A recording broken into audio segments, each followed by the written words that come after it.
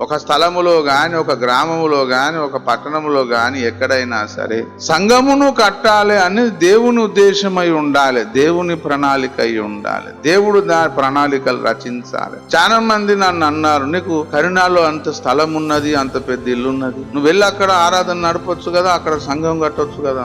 వచ్చి శాతరాజపల్లిలో నువ్వు సంఘం కట్టావు, ఇక్కడ ఆరాధన నడిపిస్తున్నావు, అదొకటి ఇదొకటి అన్నా. మరి స్థలం ఉంటే అయిపోతుందా? స్థలం ఉంటే అయిపోతుంది, తలాంతులు ఉంటే అయిపోతుంది. దేవుని ఉద్దేశం, దేవుని ప్రణాళికలు ఏం అవసరం లేదా? ఒక స్థలములో, అది పట్టణమైనా గ్రామమైనా అడవైనా, దేవుడు ఒక దగ్గర కడదాం అనుకుంటాడు, దేవుడే నిర్ణయం చేయాలి. మనుషులము మనం కాదు. మనకు కొన్ని స్థలాలు మంచిగా అనిపిస్తాయి, కొన్ని చెడ్డగా అనిపిస్తాయి. రూపాంతరం కొండ మీదికి పేతురు, యోహాను, యాకోబును యేసునాథుడు వెంట పెట్టుకుని పోయిన తర్వాత యేసునాథుడు అక్కడ రూపాంతరం చెందాడు. ఒక వైపు మోషే భక్తుడు వచ్చాడు, మరొక వైపు ఏలియా వచ్చాడు. అప్పుడు పేతురు ఏమన్నాడు, మనం ఇక్కడ ఉండుడా మంచిది, నేను నీకు ఒకటి, ఏలియాకు ఒకటి, మోషేకు ఒకటి పర్ణశాలలు కడతాను, ఇక్కడ ఉందామంటే పైన తండ్రి అయిన దేవుడు ఏం మాట్లాడాడు, ఈయన నా ప్రియ కుమారుడు, ఈయన మాట మీరు వినండి అని అక్కడ అభ్యంతరపరిచాడు పేతురును. దేవుడు ఆపేశాడు, నోరు మూయించాడు. కాబట్టి దేవుని సంకల్పము లేనిదే